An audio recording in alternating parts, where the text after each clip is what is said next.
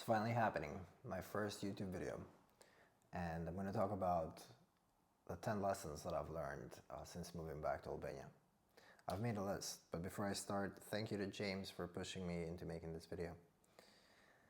Okay, so the first one is empathy and understanding and our historical background. The second one is feeling like a failure for coming back versus enjoying the opportunities that the country brings. Third is reactivity. Is it cultural or economical for Albania? The fourth is shame being the strongest emotion here. The fifth is the weather is really good. Sixth, there's actually cool people in Albania. Seventh, it's a beautiful country. Eighth is my responsibility to bring the change I wanted as a kid. 9, it's a fast-growing business economy. And 10, action moves faster in Albania. So I'm pretty much gonna get each one of these points one after the other. The first one is empathy and understanding. Well, before I moved back to Albania, I would think about things like the greater good, or like the good of my community or the people that I cared for, as a concept, but not as a feeling. And you know, it's been like 10 years that I was away from Albania, and I would come maybe during the summers, and I'm very Albanian. Like, I grew up in a village. I spent about 10 to 9 years in Florence, Italy. That was the base, but then I traveled around the world. And whenever I would come back, I would sort of like see people get angry in the street or speak in this super explosive way. And that was one of the reasons why I left Albania. It felt like being polite, being nice, being sensitive, being thoughtful, or being silly, being funny. All those things were like you're just weird for doing that. Like, you should act tough and stuff it all in, you know. It didn't feel like that was a rewarded space for me growing up. So it felt like it wasn't really, like, Albanians really weren't my people. And to be honest with you, there was a couple of people I cared for, but the rest I was like, I hate these people, you know.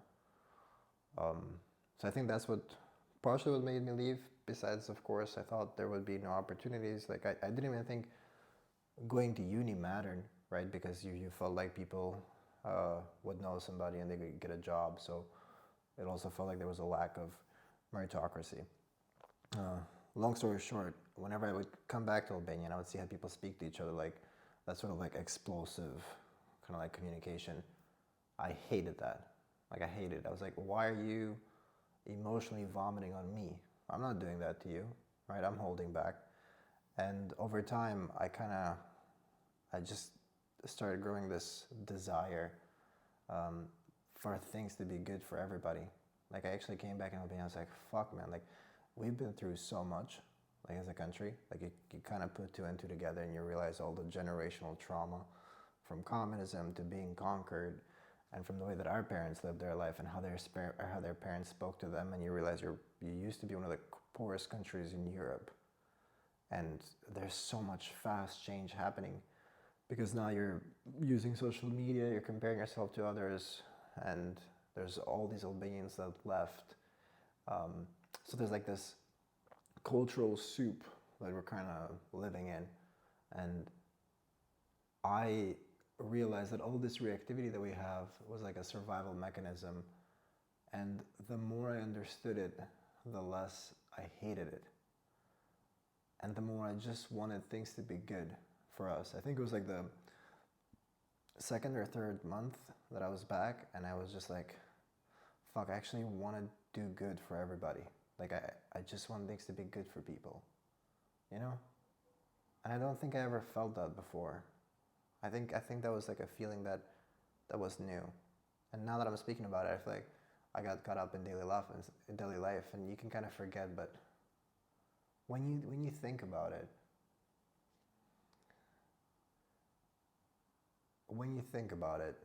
and you really understand what's going on, you feel this bittersweet sensation of just wanting things to be really good for Albania. Like, we deserve it.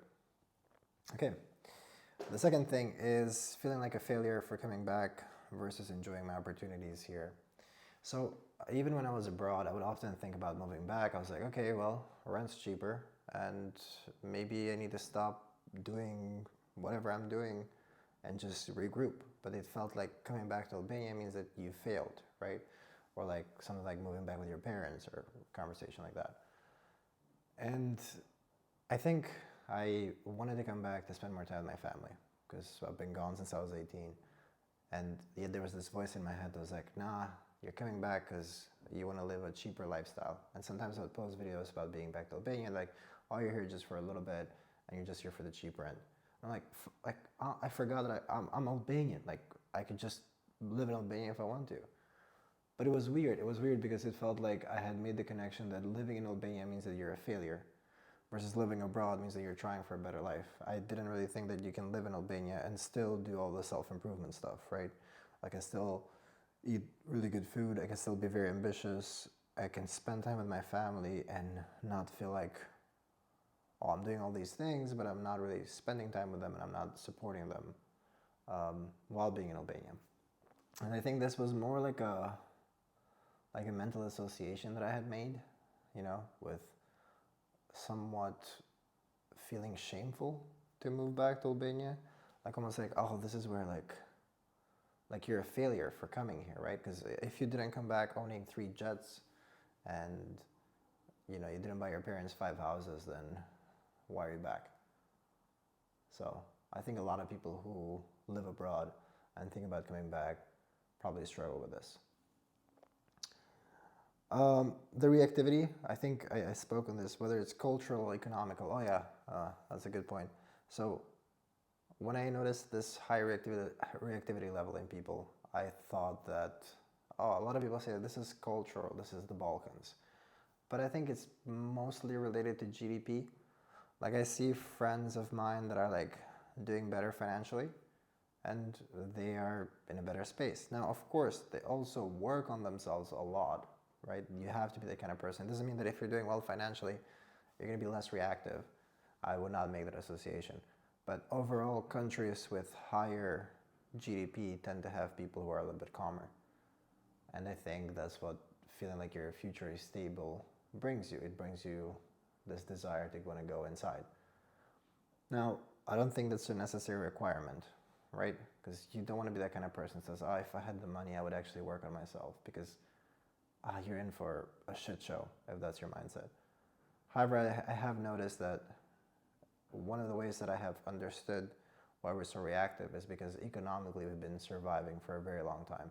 And that also has increased my empathy for Albania. Like, I know where I am, you know? Like, yeah. Shame is the strongest emotion.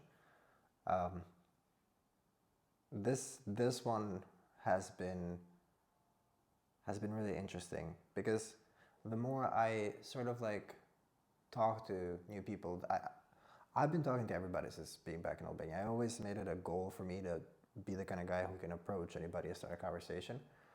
In Albania, I took it to the next level, right? Everybody I speak to. There's not a single person that if I see them, I won't interact with. And I have noticed how much shame there is in us, like for sharing things or how we think that we're perceived. Like I'll have conversations with people and I can kind of feel their desire to justify something. Like, for example, let's say that I said that I went for a run and they feel like they have to justify why they haven't been going for a run. I can also see by how we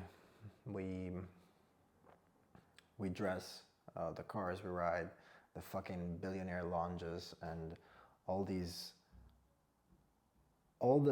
idea of portraying luxury, right, as a developing country that we are, or emergent, as a friend of mine calls it. I can see how a lot of this is connected to shame and how much we think about what other people are thinking of us. Public humiliation is probably the biggest fear that most people have. However, in Albania, it's really heightened, and I think it really affects our psychology in a way that we don't really understand. But I would say that is the most suppressed, prevalent emotion since being back here. The weather is really good. That's the thing. Like, you don't understand how much weather affects you until you're in a country with good weather. Like, I think about it and, you know, like, I have this hypothesis that countries in Europe that have the worst weather are the most developed because maybe people have less free time to roam around. But you just want to be social. You just want to go out and touch grass and be around people, and you remember that you are actually an animal, right? You think that you're this thing in your brain, you get like this intellectual person, but you're actually an animal. Like you feel like you're a persona, but you have all these biological needs and wants, and a lot of those are actually connected to the weather. And it really affects your mindset, living in a country with good weather. There's actually cool people in Albania. Oh yeah, this one's interesting. So I used to think that I was because when you talk to a lot of people, the great thing is that you meet some really cool people, but then you also get to see what the majority is like, right? And I'm not saying, I don't care if I sound superior. Like a lot of people that you talk to, I just, you can see beautiful and interesting thing in most people, but when I was growing up, everybody just seemed very dull, very not intelligent, not very sensitive, right? This is what my public perception was of people who lived in Albania. I was like, that photo of Scar that says, "I'm surrounded by idiots." Now, I could have been a narcissist back then, right? Or I could have had a really good pulse on society, I don't know. But that was my perception. It was like, the cool people are foreigners, because the foreigners, they fucking go to therapy and talk about their emotions, and I don't know, they're into self-improvement, and Albanians are more into who we're gonna beat up. Again, that was my perception of reality. I'm not saying that's what reality was. Now, I have some conversations with people in Albania, I'm like, what? You thought of that as well? Because I remember Albania like I was a kid. Like the first month when I came back here, I was still looking at dudes on the street. It's like, what, you trying to fight? Because that was my mindset. It was like, when I was growing up, some dudes would come to me and they'd be like, what the fuck you looking at? And you'd fight. Because the guy didn't like you looking at him. And I'm like, oh, now I can talk about mindfulness in Albania. So it was really interesting. And my lifestyle has also changed a lot. But it was like a reverse culture shock talking to people here. I'm like, oh, actually people are cool, Yeah. It's a beautiful country. All right, so I traveled the majority of Albania that I've seen. There's a lot more to see when I came back this year than all my life. I think we underestimate the places that we're in. We kind of think oh, if it's somewhere far away, then it's exotic and beautiful. But if it's nearby, then I'm already here. Don't underestimate Albania. There are beautiful places in this country. There are places in the mountains that you can get lost. The beaches, some of them are really cool, and some of them there's no people in them, right? And you can just get into some hikes, and you can just go a little bit off track, and you get to have a lot of places all to yourself, and the nature is so lush and green.